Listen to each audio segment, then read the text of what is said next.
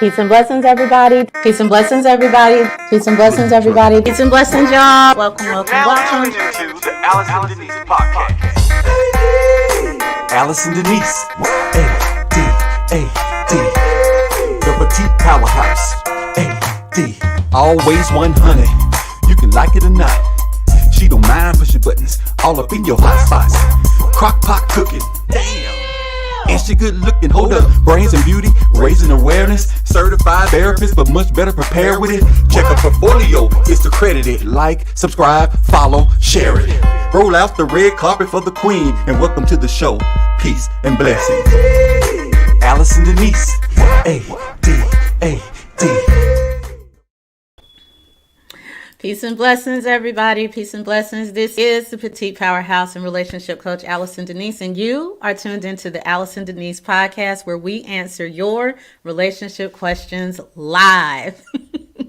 Welcome. I hope everybody is having a wonderful, wonderful first full week of 2020. If you're not,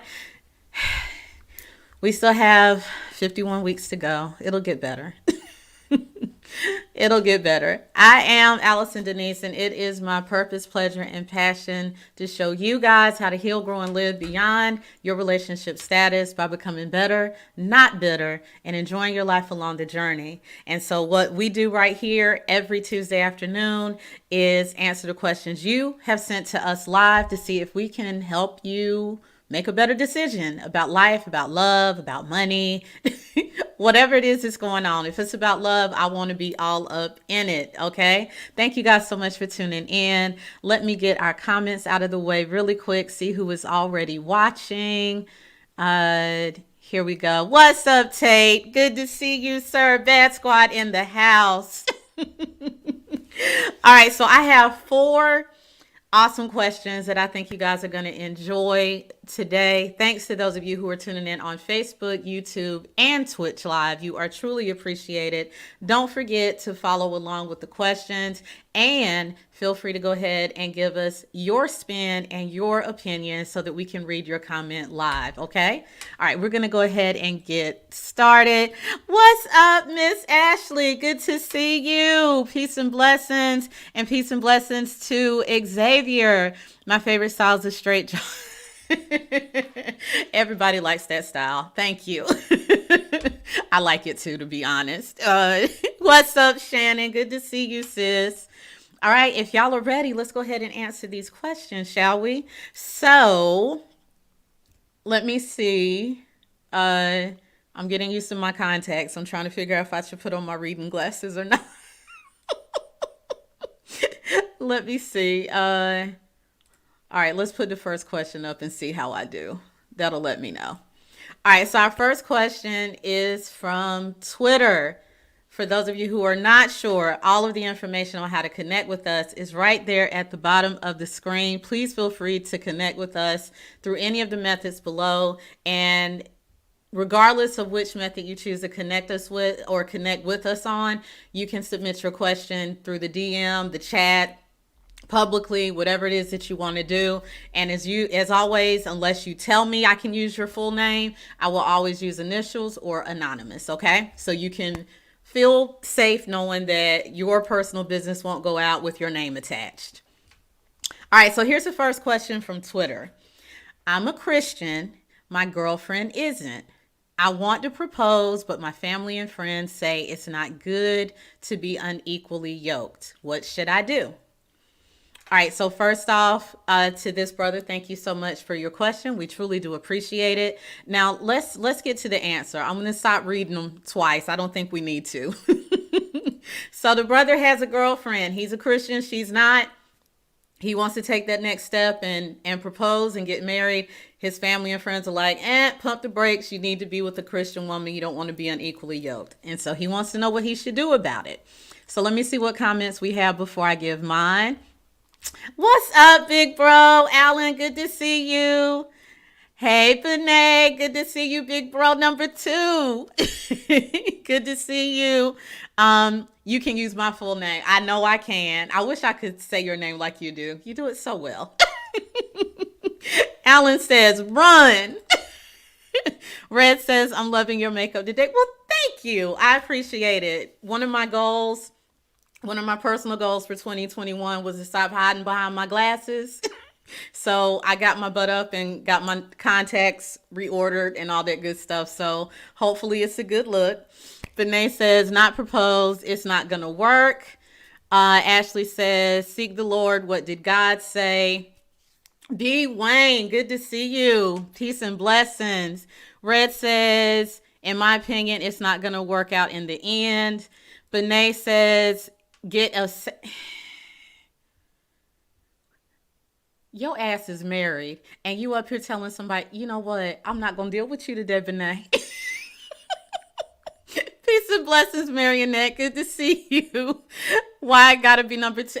Just because I knew you were going to say something. You know what I mean. You were just the second one I saw, man. That's all I meant. Peace and blessings, James. If she wasn't a Christian, why did he date her? Tate says, let the Lord touch her before you touch her. Okay, so the married men are acting up. The married men are acting up. Shannon says, I will only tell you that my parents differ in spirituality and beliefs. They'll celebrate 50 years this year, and I know this has been difficult because they speak different languages and understand the world very differently. Very good insight. Benay said, get a Christian. Damn it, Benay. I can't stand you. What's up, Nicole? Good to see you, lady. Ashley says, yeah, just laugh at Tate. I know. Red says, man, stop. Okay, they are acting up today. No, seriously, it's not going to work. And Nicole, good to see you. Peace and blessings. Yeah, he in here clowning early. Okay, so to this brother, you have had some people who have given their opinion. I will end off by giving mine. So here's my deal. The unequally yoked has been, in my opinion, in my Christian experience, the term unequally yoked was not used properly. The belief, at least as was given to me through my experience, is that if the person is not a Christian, that it's not going to work. I disagree. Here is the reason I disagree. Unequally yoked should not just be based off of whether you guys believe the same way, pray the same way, go to church the same way, fast the same way, A, B, C, D. That's not enough for a marriage. Now, I have 3 people up here who have been married an extensive amount of time who can attest to the fact that being a Christian is not enough for your marriage to work. Unequally yoked should not just be based on Christianity. And if that's the only reason your family friends are giving you for not proposing to her, then you got to stop listening to them with respect. Because there are other things that you were... It would be cool if you guys were getting married and you were about to spend the rest of your lives in church. That makes total sense. If all you were going to do is go to church, you were going to live at the church, you were going to worship at the church, you were going to have your kids at the church. If everything was going to happen in the church, that makes sense. But you're going to be living right here on earth. And right here on earth, while we're spiritual beings having a human experience, you got to make sure that y'all can financially get on the same page. You got to make sure that you can sexually get on the same page. You have to make sure that you understand each other's love languages. You have to understand that you know exactly how you're going to raise kids. Let me back up. You got to make sure you both know what side you're on concerning kids. Do you both want kids? Is there one who wants kids and one who doesn't? To me, that's a bigger issue because that's not something that you can overcome. Do the 2 of you know how you want to raise children? Do the 2 of you know if you want to have children? Do the 2 of you understand which role you're going to play financially? And are you both willing to play those 2 roles? Have you decided how to handle conflict? Do you guys know how to communicate now? Can you be honest? Can you have disagreements without getting ugly or petty or all of those other things with other people? Can you do those things that are also important in a marriage? Do you have visions or dreams, my brother? Does she have visions or dreams? Are you guys able to share those? Is she trying to come up with reasons why you can't live out your dream? Are you trying to come up with reasons why she can't live out her dream? Do the two of y'all know how to support each other? Do the two of y'all know how to be there for one another? Can both of you play background when it's the other person's turn to be in the spotlight? These are the questions that you should be asking, not just, is she a Christian?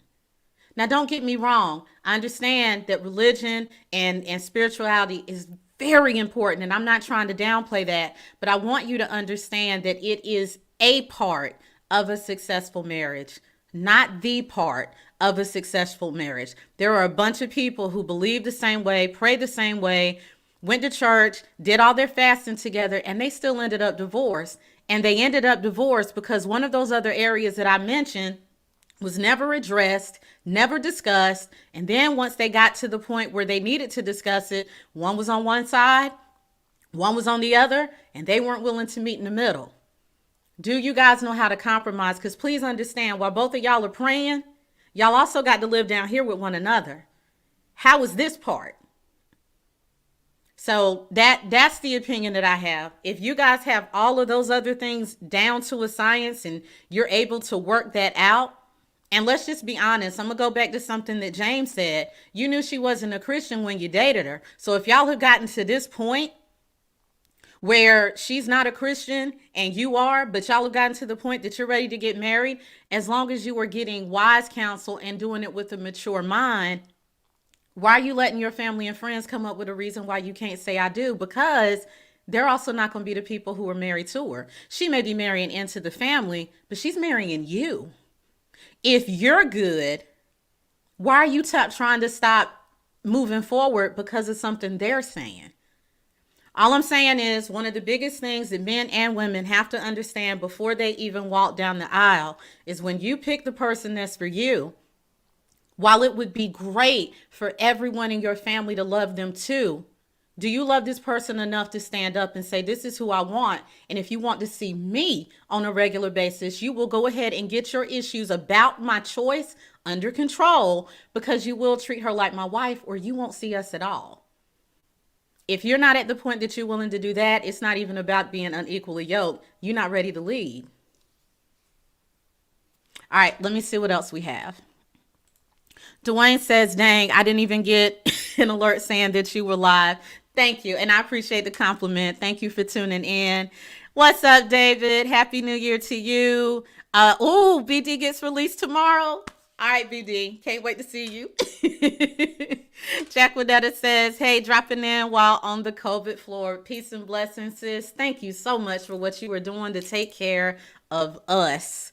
Tate says, tell her she can twerk to Kurt Franklin. Why am I reading your comments? What's up, Trez?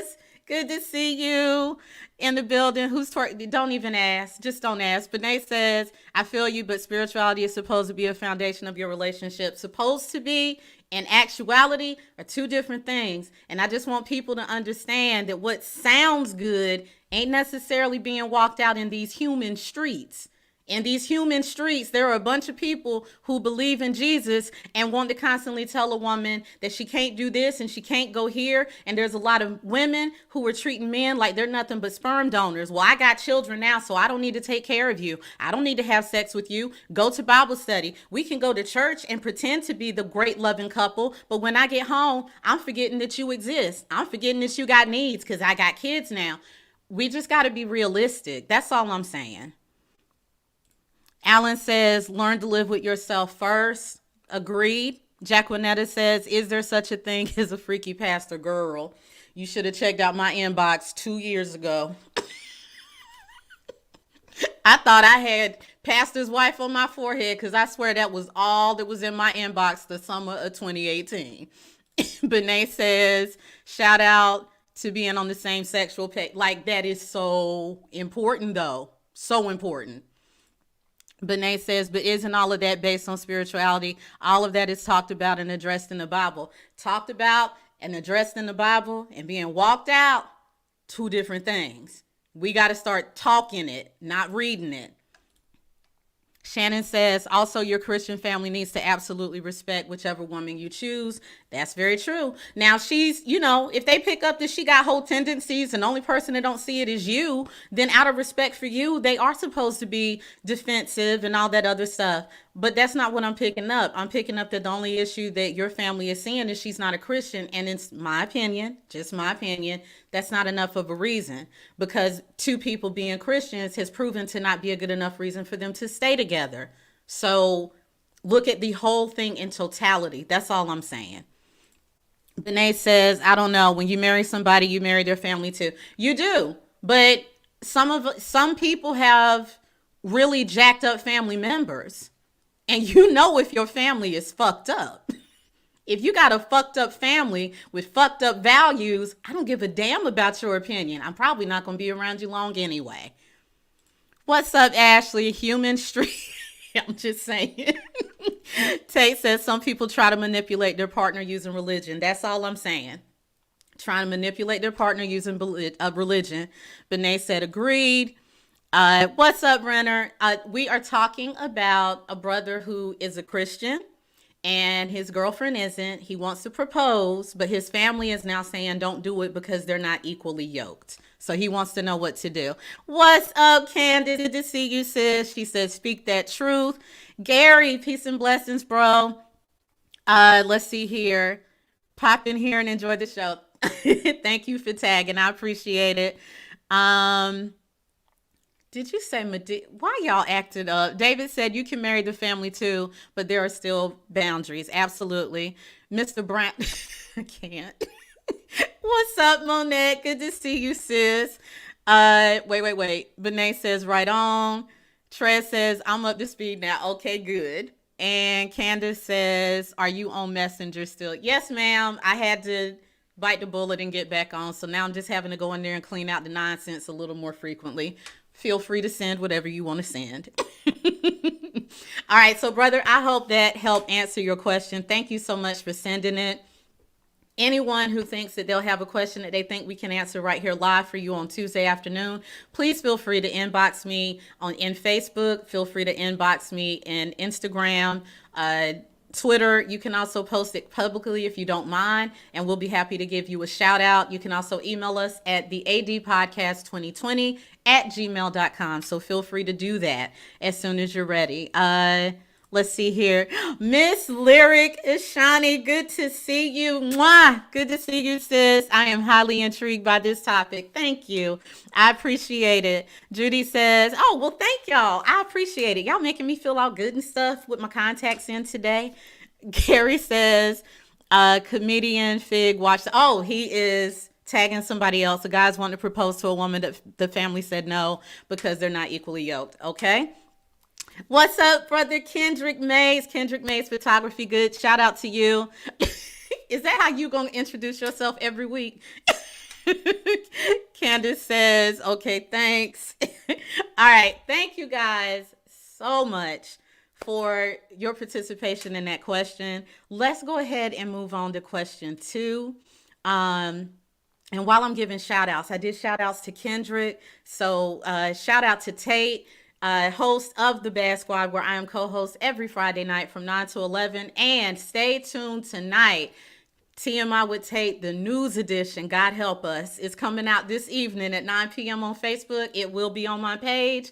Please make sure that you show my brother Tate some love for the first episode. And I got to give a special shout out to Trez Johnson with Astonished Innovations. He is not just a photographer, he is a visual artist, and he's damn good at what he does. All right. Y'all check all 3 of those brothers out. Okay. Let's go on to the next question. The next one is by email. After watching a few of your videos, let me preface this. So this is someone who sent a question last week when I did the money and dating episode. This is someone who sent the question after I went live. So I told them that I would add it to this week. Okay. So after watching a few of your videos, I realized I'm the nerd in my relationship and my girlfriend is the free spirit. How do we make this work financially? Oh, this is going to be a good question. Let me finish up these comments. Renner says, no shout out from me. Really, Renner?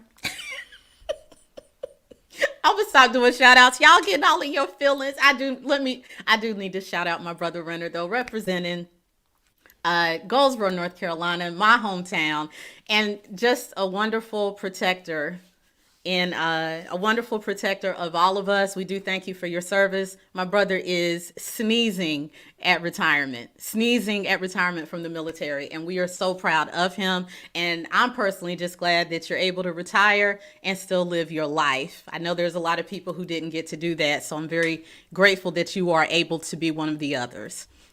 Marionette says, oh no, not taking it, girl. I don't know what we're going to see tonight, but I'm going to be there. I already got it on my calendar. Trez says, nice plug. Anytime. Wayne County, you know what's up. Wayne County, North Carolina. I know Detroit is in Wayne County in Michigan. We're North Carolina. Team Tar Heel. Okay. So let's talk to the brother who said, okay, I just realized I'm the nerd and my girlfriend's the free spirit. So how's this going to work financially? So here's the thing. The first thing you want to discuss is whether you want to combine your finances or not. Now, whether you want to combine them or not, some people say wait till marriage. Some people say don't do it even if you're moving in together. I leave that up to people. I just want to talk about different mindsets and you figure out what needs to happen in your situation after thinking about it, okay? So here's the deal with the nerd and the free spirit. The first thing that you have to be aware of is more relationships, and I would go so far as to say most successful relationships usually have a nerd and a free spirit in them in terms of finances, okay? And one of the reasons for that is typically, there are always exceptions, but typically if two people are both nerds and two people are both free spirits, there's going to be issues. The two nerds may also have different ways that they want to do things, but because they've both been successful in them, they're going to have issues listening to one another. They're going to think their way is the right way. On the other hand, when you're dealing with two free spirits, they're going to be too busy arguing about the bank account balance being in the negative and forgetting to pay bills. And they're going to be too busy arguing about where the money is and why to really move forward. So usually in a successful relationship, there's going to be a nerd and a free spirit.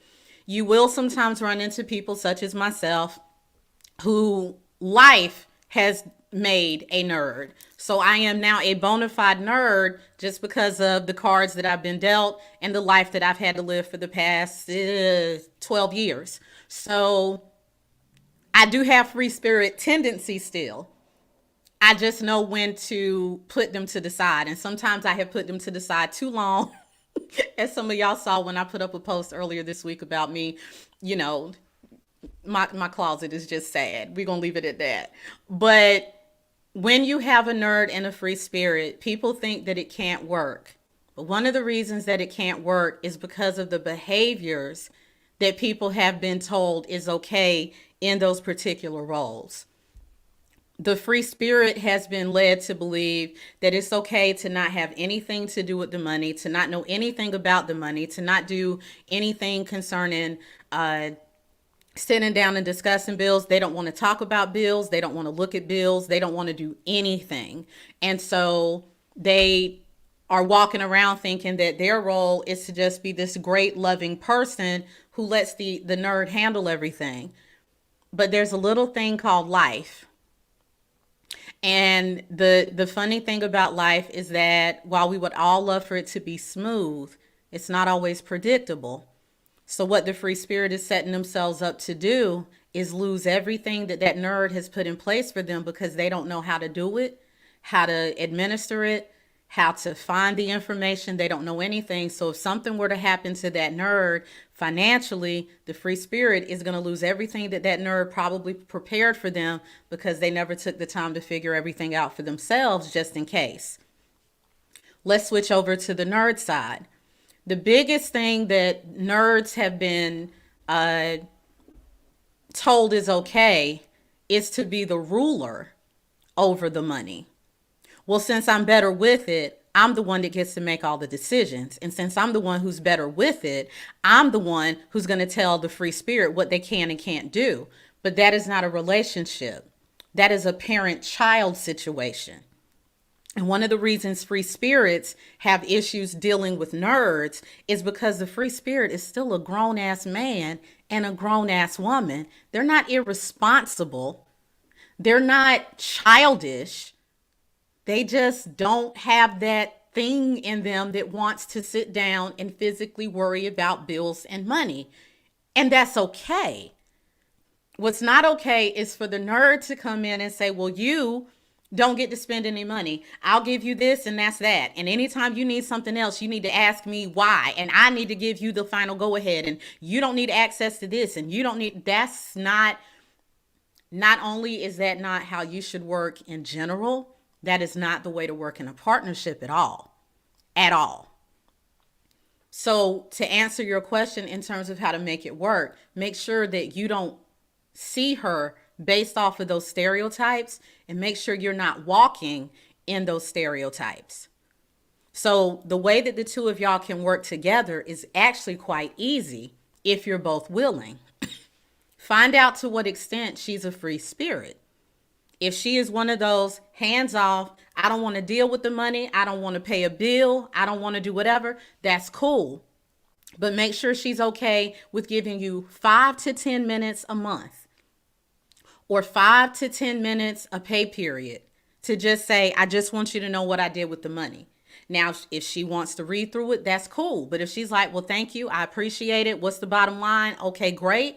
That's fine. Now, she says, listen, I just want to be able to turn on the lights and know that they're on. I want to dial my cell phone and know that the call is going to go through. I want to walk outside and know that my car is still there. If that's literally all she wants to know, then that's fine. That means she is trusting you to take care of things. And as a nerd who loves doing that stuff, that would be okay with me. Having said that, put extra things in place so that if anything happens to you, she can go in there and just walk it through so easily. It's like you're still doing it. Get a spreadsheet. Put all of the information about every account. Get a spreadsheet and put the name of the account, put the account number, put the phone number. If there's a password or a PIN number, put that in there. Put the balance, put the mailing address, all of that information, put all of that on a spreadsheet. And every 3 months, get this box that Dave Ramsey calls an I love you box. And in that box, you should have everything, the life insurance policies, any stocks, bond, whatever it is that you guys start to build together should go in this I love you box. Every 3 months, pull out this password sheet and replace it with a new one. So that anytime, and I would say do it once a month, but that's just the nerd in me. Replace that spreadsheet every month, so that if anything happens to you, she has no problem. Put the due date of every bill, put how you pay the bill, everything, so that she can go in and say, okay, this date, all right, so this is due, that's due. You can even go a step further. I break out my budget spreadsheet where I have all of the bills, but then I put what pay period they're going to be paid out of. That way, all someone would need to do is put in how much they made, and then the spreadsheet will tell them, based off this pay period and what you made, this is what you pay right here. And then they could go to that spreadsheet and sign into everything so that everything could be paid. Make it easy for her, and make sure she always knows where it is. Baby, if anything ever happens to me, my I love you box is over here. You open it up and this is what you do. Make it easy. So determine how much of a free spirit she is. Now, regardless, she still has to commit to 5 to 10 minutes for her to know what's being paid and how things are going. Make it 5 to 10 minutes. Don't bring her a bunch of charts and graphs. Don't bring her no colorful stuff. I had to tell myself, don't do it, because it excites us. It excites us as nerds. Oh, look what percentage went to rent. Look what percentage went to the car payment. We got to bring that down. That excites us. Free spirits, not so much. So make it simple. Just write it down and say, this is how much we made. This is how much we spent. Next month, based off us making more, this is where it's going. And any extra is going to go towards this goal that we set. Make it that simple and let it go. Next, determine who is going to actually pay the bills, like physically make the phone calls, sign into the websites, set up the auto draft. Who is going to be the administrator over the decisions that you both make? The free spirit still has to make decisions. When you go through that list in 5 to 10 minutes and say, hey, how does this look? And they say good, even if they just look at it for 20 seconds, just say, hey, does this look good? And then make sure y'all are on the same page. If there's extra, do you want it to go towards this debt? Do you want us to put it in savings? Whatever. Don't let them get away with saying whatever you want to do.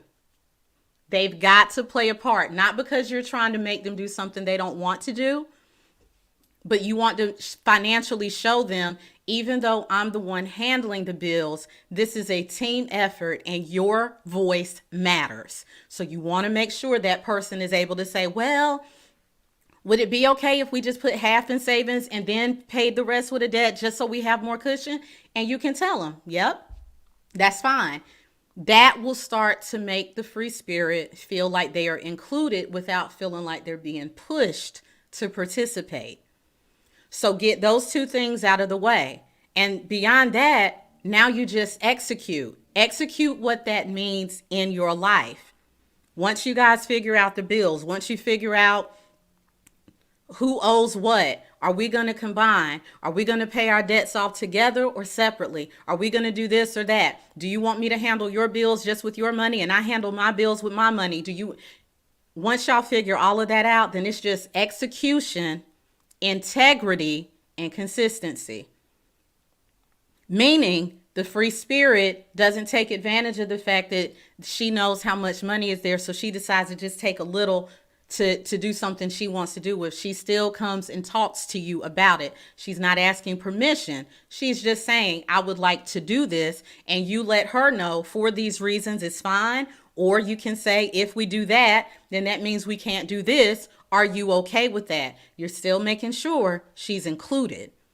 It also means, nerd, that you don't take advantage of the fact that you are the one handling all the bills and the finances and decide to go behind her back and do something. Well, I handle the bills, so I can go out and buy a round of shots for my boys because I'm the one that handles the bills, so I can just move the money around. That's not integrity.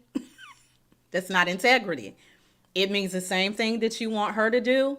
You demonstrate through your character that you're doing the same thing. That way, trust is built. Okay? So discuss where you are, discuss how you want to get somewhere else, discuss who's going to administer it, and both of you stay diligent, continue in your integrity, continue to build trust, and continue to be consistent and fair on both sides. And y'all won't have any problems. All right? So let me see here. How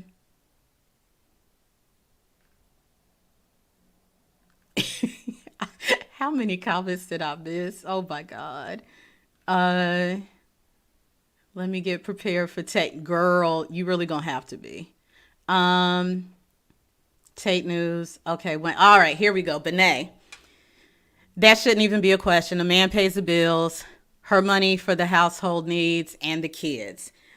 Very fair. I think he was asking how to bring it all together, though. Let me know if that makes sense. Peace and blessings. Aaron, good to see you. It's a touchy situation. Spirituality is choosing a mate. Spirituality in choosing a mate is critical if you walk that walk and talk that talk. But being spiritually connected is important, but not everyone is going to follow that in that direction. I'm speaking from experience.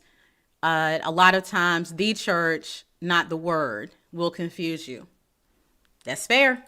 Marionette says, let me get prepared. Renner says, financial situations. Is she financially stable? That is another good question. So all of that should come up in the initial discussion. Is she aware that she is a nerd? And what I mean, is she aware that she's a free spirit, but she's doing the best she can with her knowledge to be better? It's like being married. Let's say you have two people and you have one person who's great at cutting grass. Both people have cut grass because they've been living in their own homes until they met each other. So they both can cut grass. But one is just a little bit better because they actually enjoy it. They're skilled at it. So they do all the weed whacking and the edging up and all that other stuff. The other person just does, I hate this. I'm just going to cut the damn grass so that the neighbors don't report me, and that's it. So in those instances, both people are doing it, but one person is not as great as the other. So this other person, this free spirit, is his girlfriend, is she a free spirit who's doing the best she can with the skill that she has? Or is she just out here wilding out like, well, I'm just going to keep, I'm going to keep putting my account in the negative, and at some point I'm going to marry somebody who's going to get me on track? Two totally different things. So yes, this definitely needs to come up. Ashley says, get the Dave Ramsey financial book. You know I love me some Dave. I do. He breaks down the spender versus the saver in a relationship. And that's where I got a lot of my examples from. So I'm glad she brought that up. The first book I would buy is Total Money Makeover. He does have some other ones, but I would start with that, and I would get 2 copies. He usually always has that one on sale. I would get 2 copies so that the two of you can read it at different times and get together and discuss it. And then I would suggest investing in Financial Peace University. Now, when I went through it, it was a 13-week course. I don't know if it's changed since then because that's still the one that I have. But it's a DVD. I would suggest a DVD. You can get audio, which is what I have. But I would suggest getting the DVD so that the both of you can sit down and watch it together. And so you can see her body language in certain areas, so she can see your body language in certain areas. And those topics that he discusses will bring up some really great communication that the two of you should have. So that's what I would do. David says, "Is in free spirit, does that mean free from working or unemployed?" No. No, free spirit means you have one person who will take $1 and they will try to break that dollar up and stretch it for a month. I'm going to put a penny in savings, and I'm going to put a penny in investing, and I'm going to stretch this until it works, and I'm going to be responsible. And when I run out of money, I'm just done. The free spirit is like, oh, I got $1, so I'm going to spend 99 cents. I'm going to spend 99 cents and everything else is going to work itself out. And again, they're not necessarily irresponsible. They just don't have that thing in them that says that they need to plan and all that other stuff. They're not against it. They just don't think about it. And sometimes they're just not really great at executing it. Benet says a woman should not be paying bills if she is in a serious relationship. So I'm not talking about paying bills. I'm talking about executing the payment of the bills. I don't know if that's what I'm saying. I don't know if I'm not being clear. What I'm saying is there's a chance that I will be the nerd in my relationship. There's a chance that I'll be the nerd. There's a chance I will be the one executing where the money he gives me goes, if that makes sense. And I'm okay with that because I'm just executing, because not all men who are providers and excellent providers, not all men know how to pay bills. Not all men like to pay bills, and that's okay. My dad was one of them. Excellent provider, but did not care about a damn due date. So he just gave his check to my mama. He said, I want to make sure y'all have lights. Here's my check. You got it. I'm just saying there's a difference. I hope that's making sense. Renner says, Silent Weapons for a Quiet War, The Art of War, The 48 Laws of Power. I have all 3 of those books. These are some good books to read. Renner says, The Art of War. Oh, you were fixing that. Jacquinetta, can you be a free-spirited nerd? I think I'm both. I am 100% a free-spirited nerd. Life has turned me from free spirit to nerd. I was a free spirit in almost every area of my life. I made my bed when I felt like it. I folded clothes when I felt like it. I did the dishes when they finally got on my nerves. But when you become a single mother, when I became a single mother, I'll keep it on me. When I became a single mother and I wasn't one who got child support, my ex-husband went to prison. I didn't get any money. So having to live off of just me and my son, losing the ability to do one of the things that I would do if money got tight, which was to go get a second or third job, me losing the ability to do that because I preferred to be home with him than have a babysitter raise him, it forced me to get tight. I've gone without a lot. I've had to learn to say no a lot. I needed every lesson though. I needed every lesson. I needed it. So by those lessons, I'm able to tell myself no now, and it doesn't hurt. I'm able to have delayed gratification, and I found that I really, really like paying bills, especially when the money is there. When the money is there, it's really fun. But I love doing the charts and the graphs and setting up my spreadsheets and reading Dave Ramsey and learning about paying off debt. Like, I get off on all that. I get off on seeing how little I can spend so I can put it towards debt. And I like that. I really, really like it. Now get me in a shoe store when I'm out of debt. Get me in a shoe store. Get me on the Audi dealership and just sit back. Just sit back, grab your popcorn, because you're going to see a side of me that you didn't know was there. That's just me, though. Dwayne, the 50-50 shit with bills be killing me. Oh, my God. Me too. Me too. That doesn't work. Look at what you both bring in monthly, and you guys decide which bills each of you are going to pay. You are a team when you live together, so you both manage the money together, have 3 accounts, yours, hers, and y'all's. The both of you put your money in the y'all's account, and you pay the bills out of that account. I actually like that because I am older. I'm not leaving my mama's house, going straight to my husband. I'll be a grown-ass woman joining forces with a grown-ass man. So like I said, I think it was last week, I'm okay with my husband having his own account, me having my own account, and then us putting our money together. I'm good with that. Now, if he says different, if he says, listen, I want all of our money together, I'm old school. I believe in submission. What he says, I'm going to do. So, but if he's okay with that, I'm okay with it because I just want to have the account to put something to the side to surprise him. I don't even want it for any other reason. I just want to be able to surprise him without having to go and say, well, I'm going to take $100 out, but don't ask. That takes away the whole surprise for me. So I agree with it in that instance.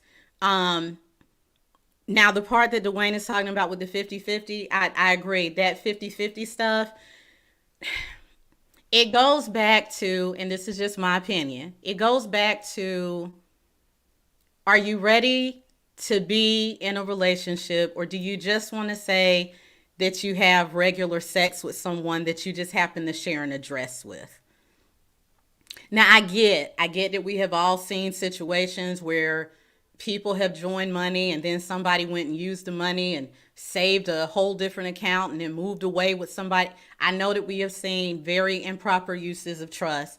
I get it. And I understand that we don't want to be put in that situation. I just feel like we have to find a fine line between preparing just in case and basically speaking stuff into existence. What you continue to focus on is what you're going to get. Yes, there will be exceptions. Yes, you can be the best man or the best woman to a person, and that person can still use, mistreat, and abuse you. That does not mean that you were stupid, though. It means they were the wrong person. It doesn't mean you change, and that's something that we have to stop trying to do when we're hurt. We have to stop thinking that somehow part of us needs to turn into being as big of an asshole as the person who screwed us over, because that's not the case. You're just now changing course, and you're going to end up with everything they have, and you were meant to have better. So when we talk about finances, yes, you want to make sure that you're provided for and taken care of. You want to make sure someone's not screwing you up. You do want to make sure that, and inevitably, the only people that can control people are themselves. I can only control me. The person you're with can only control themselves. So I understand. But we have got to stop treating relationships like just in case scenarios. We got to stop it. So I agree. The 50-50 that don't work. What are we going to do? How much debt do you have? Okay, this is how much debt I have. Let me get this spreadsheet together, and I'm going to put all your bills up here, all your debt. I'm going to put all my debt, and then I'm going to sort this sucker, not by yours versus mine, but by lowest to smallest to largest. If the smallest bill to pay off is yours, and that's the one we're going to start with. If the biggest bill to pay off is mine, that's the one we're going to end off with. But we're going to do this shit together. Together. Because we end this together. We're partners. We're doing this together. It means you get out of debt while I get out of debt. It doesn't mean, well, I'm going to get out of my debt first, and then we're going to get out of it. No, that's not trust. Same time, man. Same time. Let me stop. David says, you a damn lie, you mean-spirited. Whatever, you know good and well I'm not. Benay says, Amazon is the devil. Amazon became the devil in mine in March. I ain't gonna lie. I just like having a new package at the door since I couldn't leave the house. It was all stuff I needed, but I did have to bring it back a little bit. Jacquelinetta says, here you go. I'm a beautiful spirit. There you go. Renner says, invest. Yes, invest. David says, beautifully mean. I can't stand you. Renner says, create a will. I will say start with a will. Start with a will. This year, I am upgrading to a trust. I've been wanting to do it for 3 years, but I'm finally going to stop stalling. Get a living revocable trust. And I'll just tell you real quick what the difference between the two is. A will has to go through probate. All of your stuff can be held up. There will be probate fees and taxes that come out of your estate, and anyone can contest it. Living revocable trust, everything that you want executed upon your death happens immediately. It happens automatically, and it never goes through probate court, which is also a public record. That's how we find out how much Aretha Franklin had, how much James Brown had. That's how we find all that out, because a probate and a will is considered public record. You go through a trust. Those of you like myself who are private as hell, your shit stays private because the court can't touch a trust.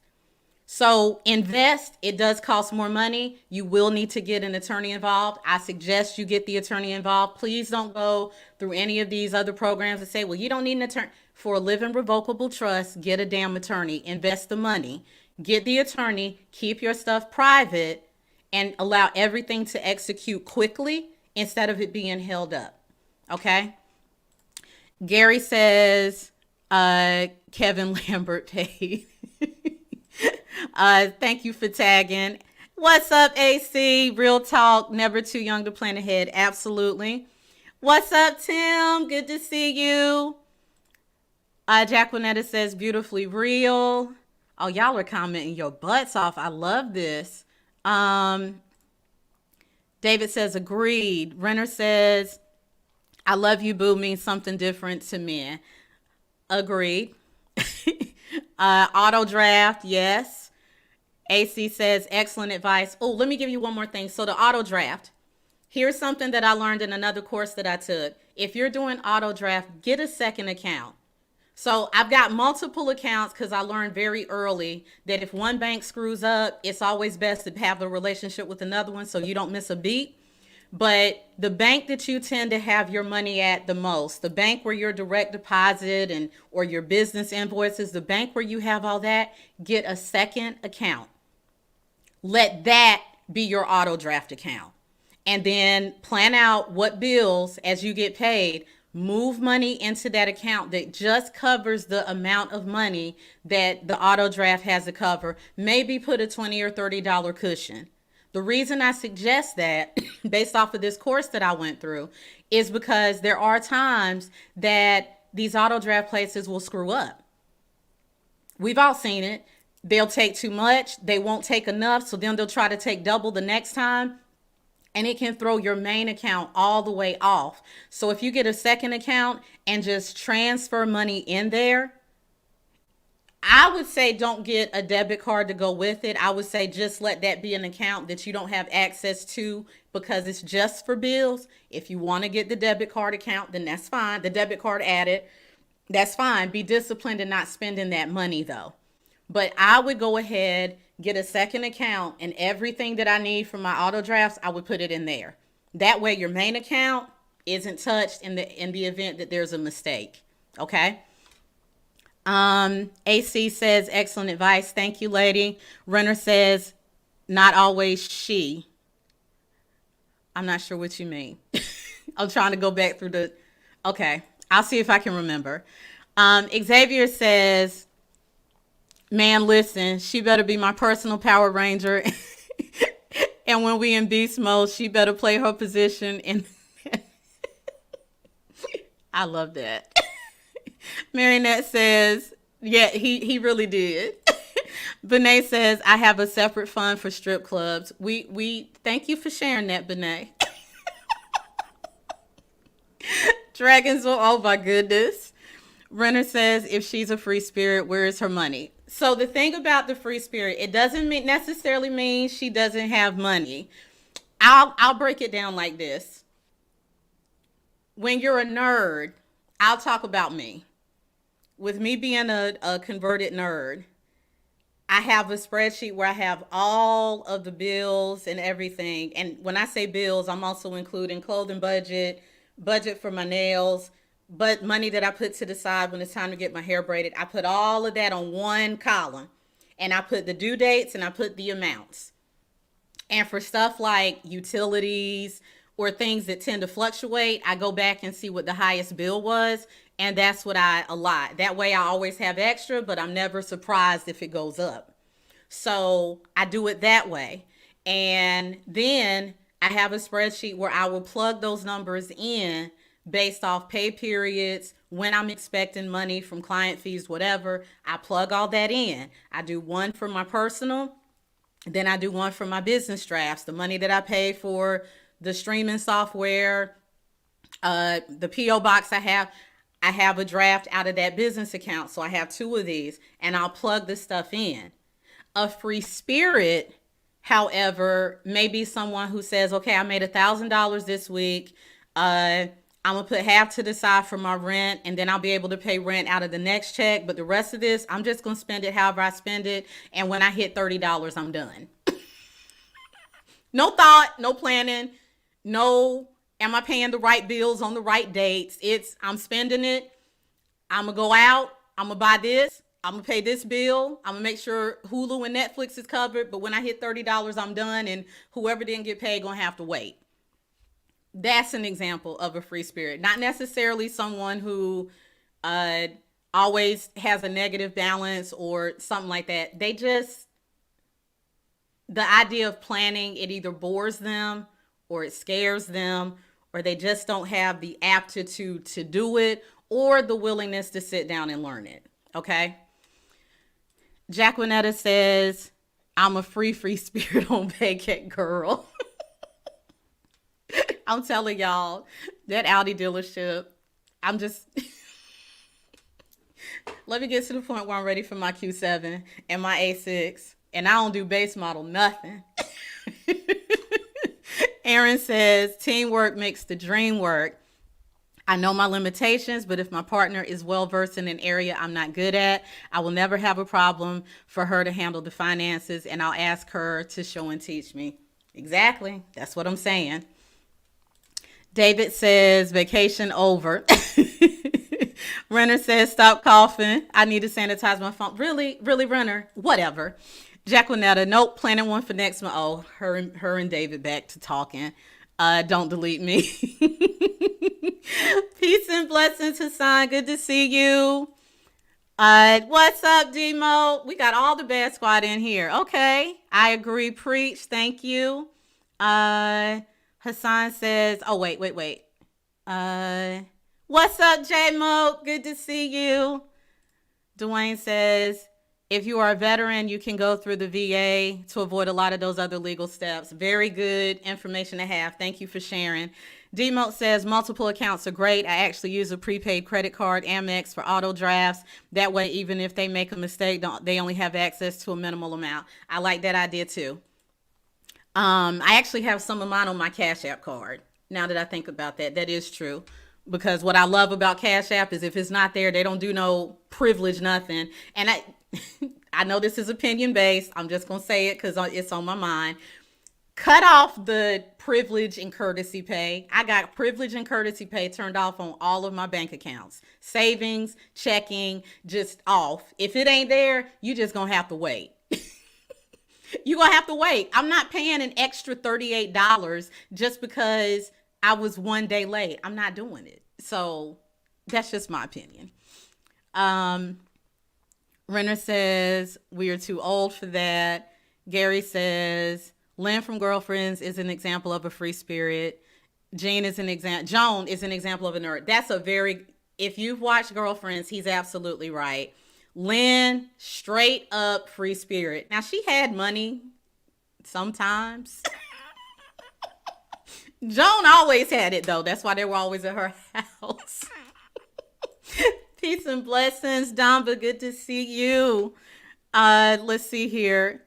Lewis says, I agree with separate accounts. However, I don't agree with 50-50. I agree with that, too.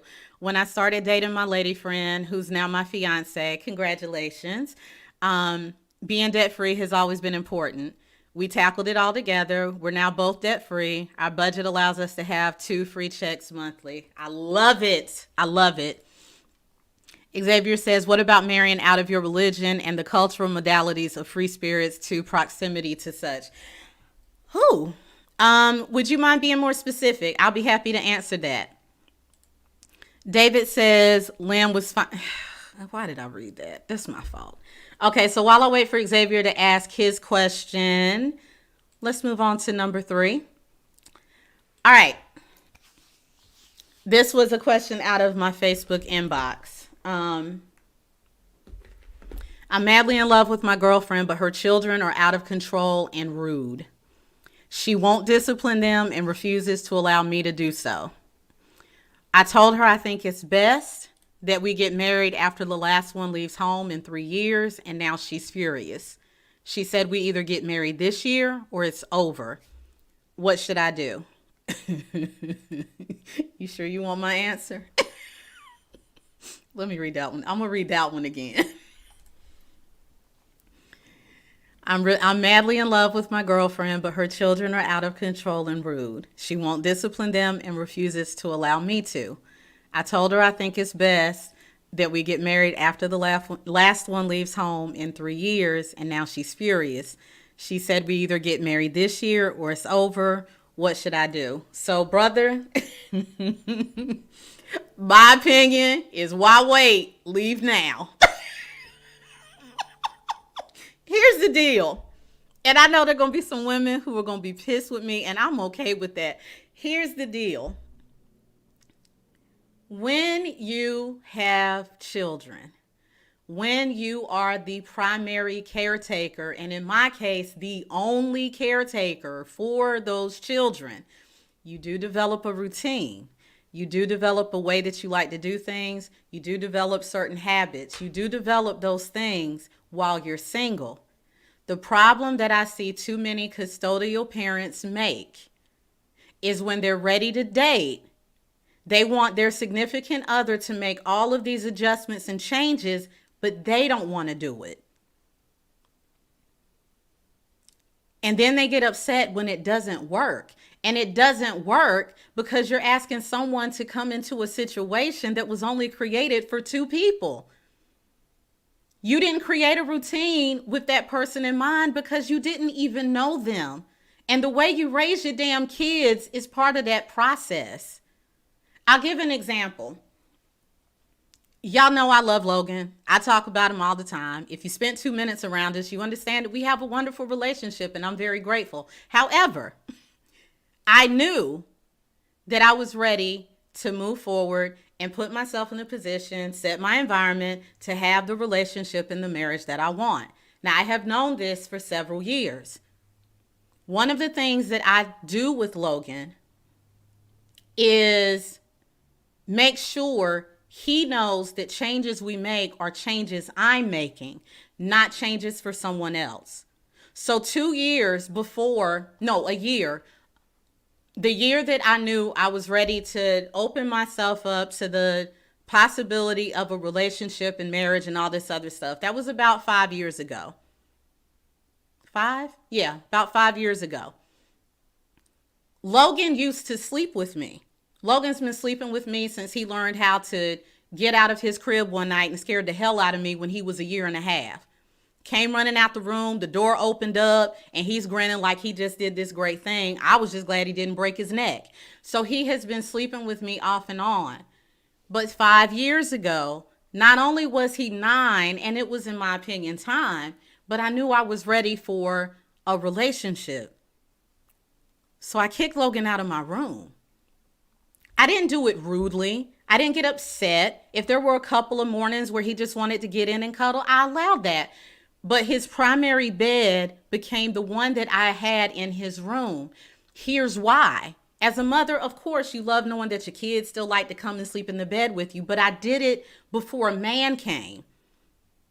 The reason I did it before any man came along is because I wanted Logan to know that his mother put him out of the bed. And I told him, you a big boy now and you can do this and that for yourself and you washing laundry. It's time for you to sleep in your own bed. You can do it.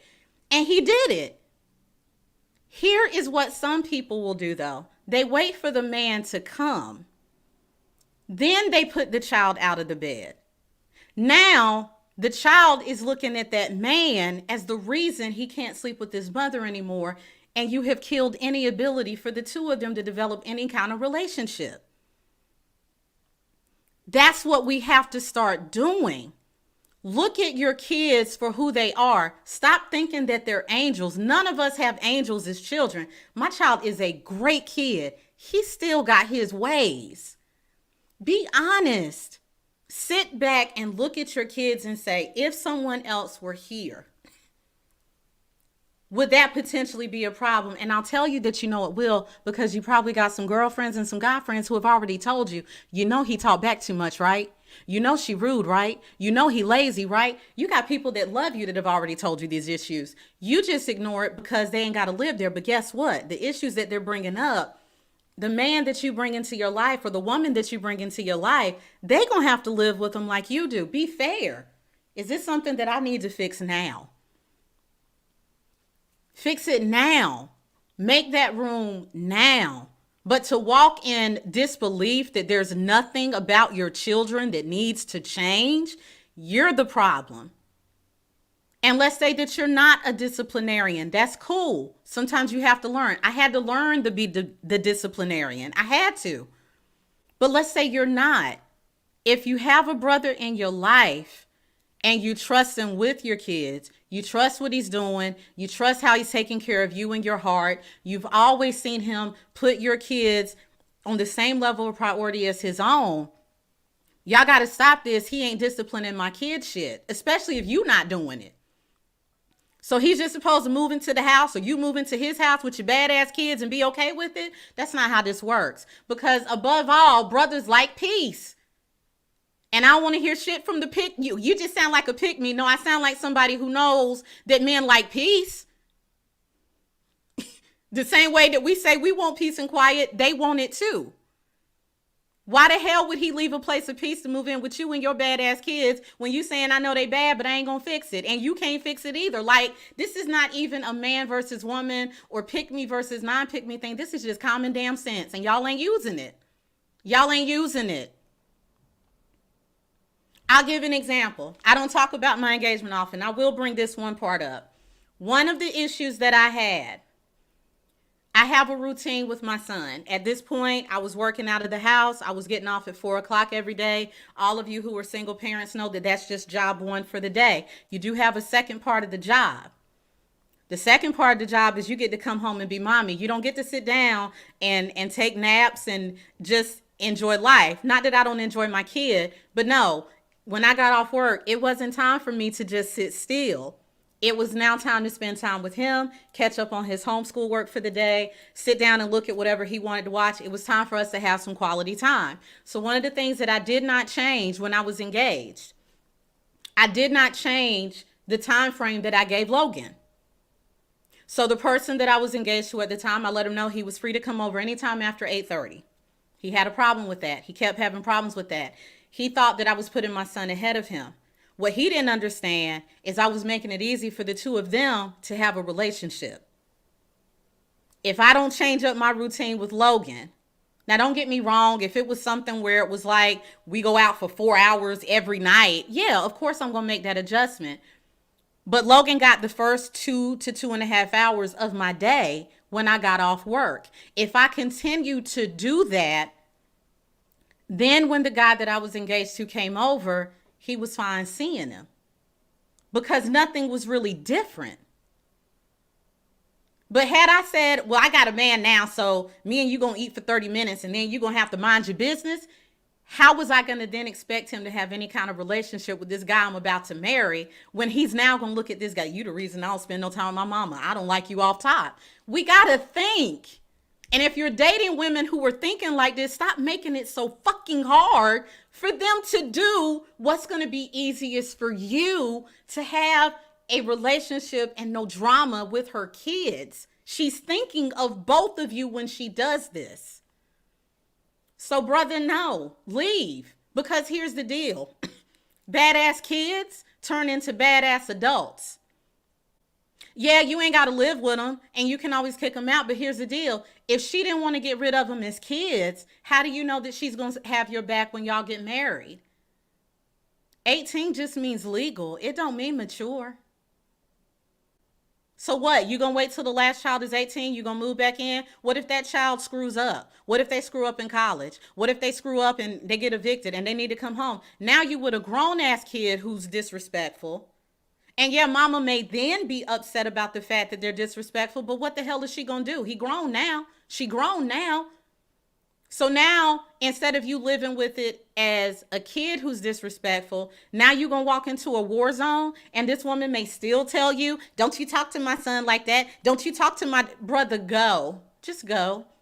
She want to give ultimatums. Throw one out at her. You right. Since you don't want to discipline these badass kids, I'm out anyway. We ain't even got to wait. I don't know why I said I was going to wait. You right. We ain't going to do nothing this year but go our separate ways.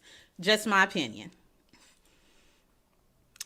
All right, let's see here. Gary says, define discipline her kids. So he did tell me they were teenagers, so I don't think it was anything like spanking. I think it was more, hey, don't talk to your mama like that. Hey, you being a little rude. Hey, your mama asked you to do blah, blah, blah. That's what I think is going on. David says, this is easy. If you got bad kids, I got to go. My motto is forget them kids. I know your motto, David. Lewis said, run. I can't with y'all. Monette said, bless his heart. Yes. Lewis said, run, run, run. I think Lewis is clear that you just need to go. Dwayne says, sound like he's in love with something else and not the girlfriend if he has an issue with her kids. Yeah, I don't know, though. I've dated a man who had some badass kids. I loved him, but living with them, ooh, that was a hell no. Hell no. Shannon says, it ain't guaranteed the kids will be out then. They're her children forever and will be yours when married, regardless of age. Game over, dude. Prayers for your healing. Xavier says, yes, as a Christian, why do family units want you to marry inside your religion? Also, I know there are various types of free spirits. To say I marry a Hindu woman and she is a free spirit who naturally spins a certain way, and it's based on, okay, I see where you're going now, and it's based on her religion. Just a fictitious example. Okay, so in that situation, that may be grounds for reevaluating the relationship. I see what you're saying. So if you come from a religious background that believes in poverty being a sign of nobility.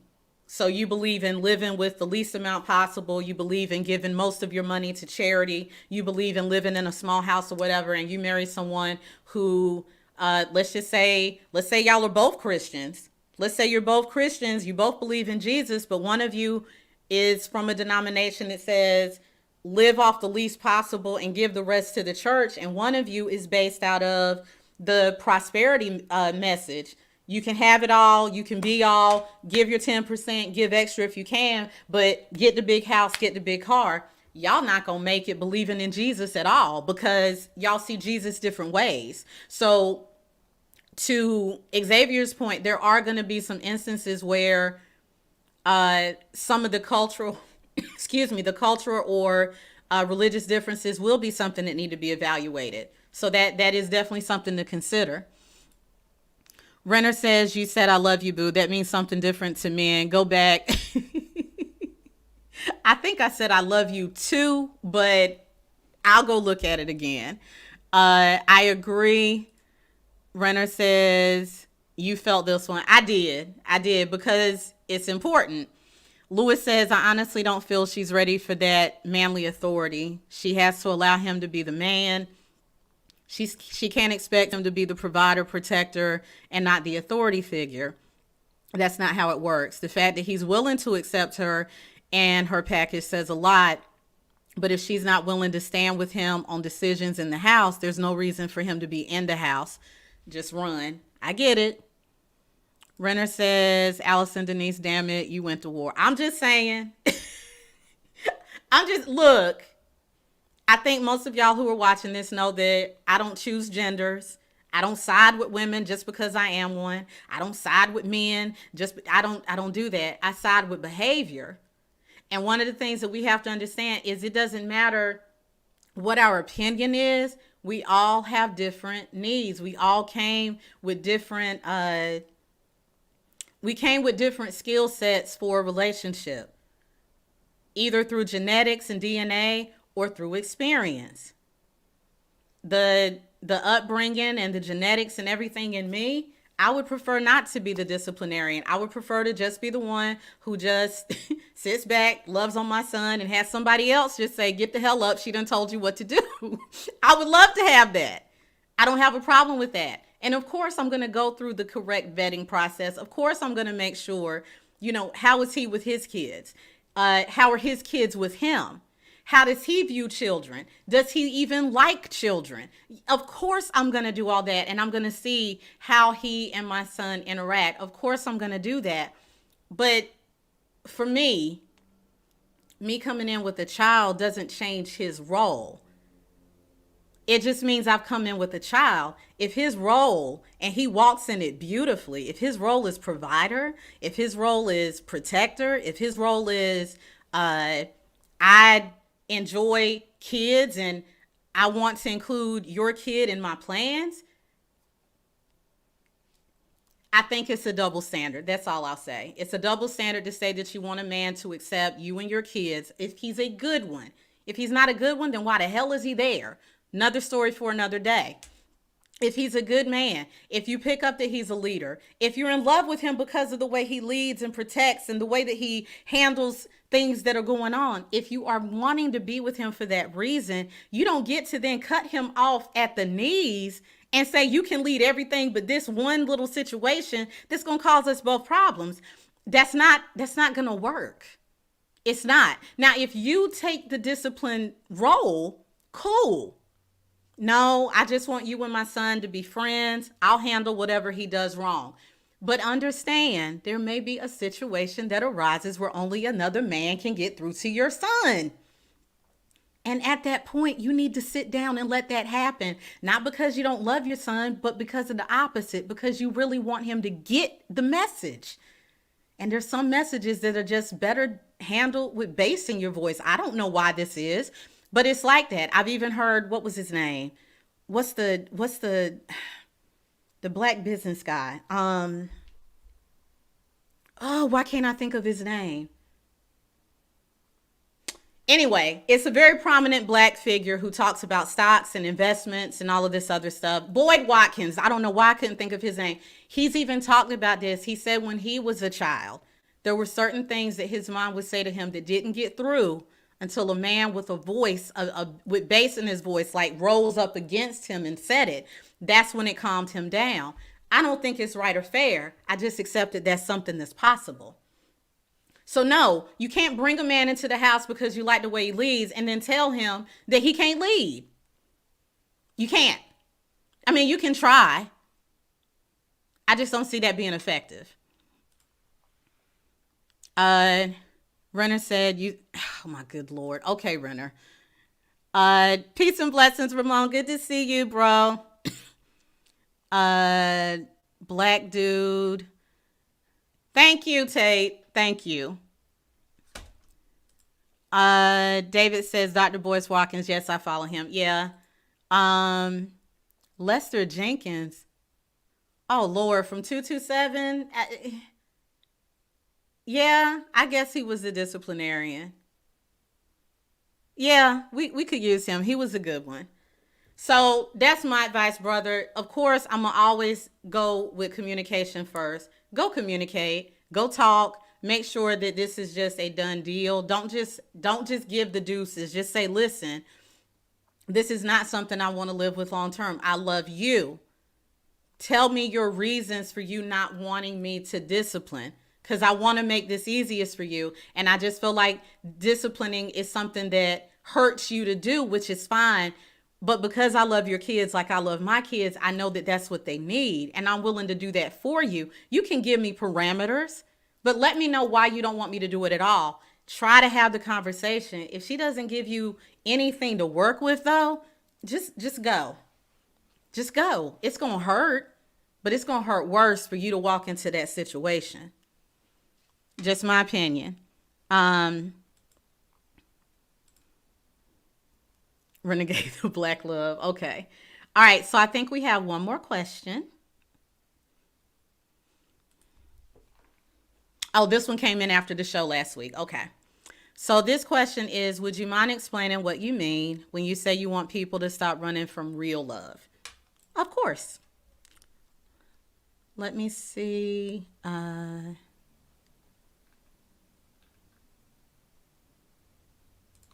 we go. Agreed, 100%. Thank you, Lois. Okay, so here's what I mean, and this is probably the best way to close the show off anyway. So we hear the words, I love you often. We hear people say it when they're laughing. I say it a lot to Marionette. Now, of course, when I say it to her, I do mean it. But we'll say it in jest. Sometimes we'll say it when someone really resonates with something that we've said and they show us that they get it. Sometimes we say it because we think we're supposed to, or it seems to be the appropriate thing. And then at the bottom of the list, sometimes we say it because we mean it, which should be on the top of the list, but humans. So when I say I want people to stop running from real love, what I'm saying is a lot of us have had people say they love us, and those same people seem to do the most to mistreat us, to use us, to abuse us, to lie, to deceive, to cheat, to abuse, to injure, to abandon, mislead, not protect. And what we don't understand happens is when that happens so many times, when someone says, I love you internally, where hearing the words, I love you is supposed to open you up more to that person, I love you become trigger words. And they become trigger words where you immediately start to suit up. Because every person that you've had say, I love you, up until this person has done something to try to destroy you, either physically, emotionally, financially, spiritually, whatever, mentally. When that person says, I love you, they become trigger words. I don't know if anyone remembers the movie, I think it was called Unleashed. It had Jet Li in it, Morgan Freeman. I think he played a blind guy. But Jet Li, he became kind of an assassin for this mob boss that he found out later in the movie was the reason he was an orphan. The man took him in, but he took him in after he killed his parents. So the guy took him in, but he raised him like a dog. He kept him on a leash. He had him grow up in cages and shit. And he had trained him that anytime he released the leash, he would attack. And they wouldn't take him off of who he was attacking unless the person either did what they asked or the person was killed. So he finally figures out what's going on and he escapes. He ends up running into, I think, Morgan Freeman's caretaker. They take him in, but she gets ready to take off the leash and he has to stop her and say, please don't, he's basically saying, don't do that because all I know to do after that is hurt you. And sometimes I love you will cause that same trigger. I love you is supposed to be come closer. I can, come closer. I want to be here for you. You're the person that I'm choosing. You're the person my heart is choosing. You're the person my spirit is choosing. You're the person I want to take care of. You're the person that I want to be a priority. You're the person I want to encourage. That's what I love you is supposed to mean.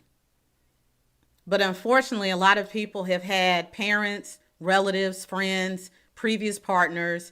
They've had them misuse that word so much that when you come along with your honesty, your pure heart, your good intentions, and you make the mistake of saying, I love you, that person immediately starts to suit up and they start to self-sabotage shit.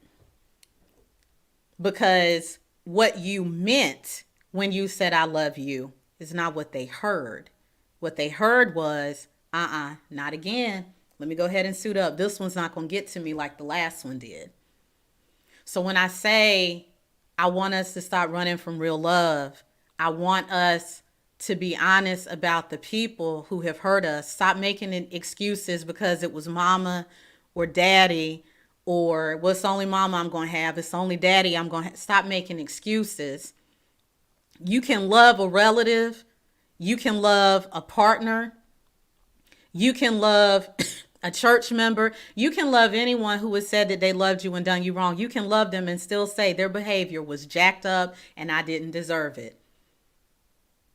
You can love your mother and say she did not raise me well. You can love your father and say his ass should have been here. You can say those things. And the beauty is when you get to the point that you're able to say those things, what then begins to happen is you start to separate love from behavior. And you get to see, okay, they may have loved me, but that behavior was not loving behavior. That's what we need to figure out. Okay, they loved me, but they shouldn't have done that to me. They loved me, but they shouldn't have allowed that to happen. They loved me, but they shouldn't have cheated. They loved me, but they shouldn't have told me one thing and done something else. They loved me, but they shouldn't have manipulated me. And then you will eventually get to the point where you start to realize they didn't love you at all. And when you get to the point that you realize someone who could do A, B, C, D maybe should love me, but doesn't. If we can get to that part, if we can just start to break that down, then what ends up happening is when someone does come along that says, I just want you to know I love you. I don't want anything from you. You don't have to say it back unless you mean it, but I want you to know that I love you.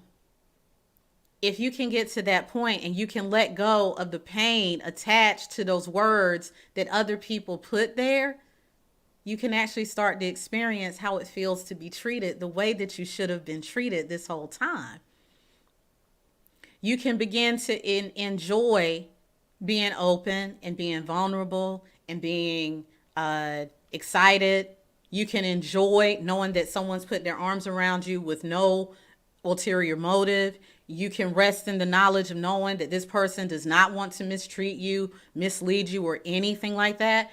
If we can just get past the old definition of love as defined by the behaviors of others, when we get into actual, committed, no exceptions, no motives, no agendas, love, we can stop being so distrusting. We can stop doing distrustful things. We can stop looking for reasons to mess it up. And that's what I see with the clients that I have. That's what I see with, some of excuse me, some of the people that I've spoken with, and even in my own previous life, I can see where if you don't know what love feels like and you can only go off of what the people who have loved you in the past said, you instinctively know, I don't want no more of that. I want that again. So if somebody tells me they love me, they can go somewhere because I don't want that again, but that wasn't love. We got to get ourselves to the point that we're willing to say, this is not love. Let me see what this person's definition of love is and sit back and see how it makes you feel. And if it makes you feel safe, if it makes you feel happy, if it warms your heart to see them, if it makes you feel comfortable, if it makes you feel like, oh my God, I'm still being myself, I'm not being a representative, and this person is still here. If you feel that, then you are in the presence of real love. Don't fuck it up because other people fucked you over. So that's what I'm talking about when I say that. Ramon says yes. So that, and I think this was a great place to end it, because this is what my whole platform is about. I've been used, I've been mistreated, I've been misled, I've been disappointed, I've been discouraged, I've had people lie on me, I've had people that I love turn on me, I've had men that I've loved who've done me wrong for absolutely no reason and then try to come back just to offer me the same shit. I've had all that. I got every reason in the world to be bitter, and anyone who knows my whole story wouldn't blame me. They would say she bitter as hell, but damn, I get why. But I know that wasn't love. It may have been their definition. It may have been the best definition or the best that they could do at the time, but it was not love. And if I want to experience what love is, I have to accept that what they told me was love was not, so that I don't run away from it when it comes. So that I can stand firm in it and say, I know this is different. I know this feels different. I know that this is scary. I know all of this shit, but it sure feels different from that bullshit over there. Let me give it a shot. And that's all I want people to do, because y'all deserve it. Y'all deserve it. Y'all deserve it. Y'all deserve it. I'm not naive to the fact that there may be assholes who watch me so they can get tips. I wish I could prevent that. I know I can't. I also know that very few assholes will be able to listen to me say some of the things I say, because I'll be stepping on too many of their toes. So those of you who continue to come back, those of you who continue to follow me, those of you who continue to want to make sure that you tune in, even if it's by replay, y'all are the ones who need the real love. Y'all are the ones who have probably given it and been mistreated. Y'all are the ones who have the potential to run away when it comes to you. And I just want you to take a minute and breathe and stop and just say, this feels good. As long as it feels good, I'm going to stay here. I don't care if it feels different. I don't care if I'm scared shitless. I'm going to stay here because it feels good, because y'all deserve it. And I want y'all to have it. Lewis says, easier said than done. Those walls keep a lot of good people on the wrong side because of past hurt and scars. Unfortunately, a lot of people will miss real love because of it, sadly. I agree. I do. But I'm really big on this platform on focusing on what I want and not what I don't. So what you're saying is true, but too many people fall into that mindset. Not saying you do, but too many people will read your comment and they'll go back and they'll think of all the times they've tried and they'll say, he's right, so I'm not even going to try. And that's another wall. You're absolutely right. There are going to be some people that miss it. Y'all ain't got to be those people, though. Not if you're watching me. Y'all ain't got to be those people. Hell, I ain't got to be one of those people. We don't have to be those people. Those people can be elsewhere who don't know about Allison, Denise, or the community. But it ain't got to be us. That's all I'm saying. Lewis says, I enjoy your podcast. Continue helping. And blessings to you. I appreciate that. Thank you, David. Oh, we got Prolific. Thank you so much. Good. I'm so glad you tuned in. And so do I. Well, thank you. I do. I know I do. I finally know I do. I'm looking forward to it. Ramon says, Square Business, thank you. What's up, Tanya? Good to see you, Miss Nailed Up. Hey, lady on the break checking in. Thank you. I appreciate it. All right, so I think that's it. That is all I have for the show today. I truly appreciate you guys for tuning in. I forgot to put the information up here this week, but for those of you who are constantly asking, how do we support financially, whatever, please feel free to go to PayPal. My email address is allison@allisondenise.com. You can also go to Cash App. I have two. My original is I am Allison Denise.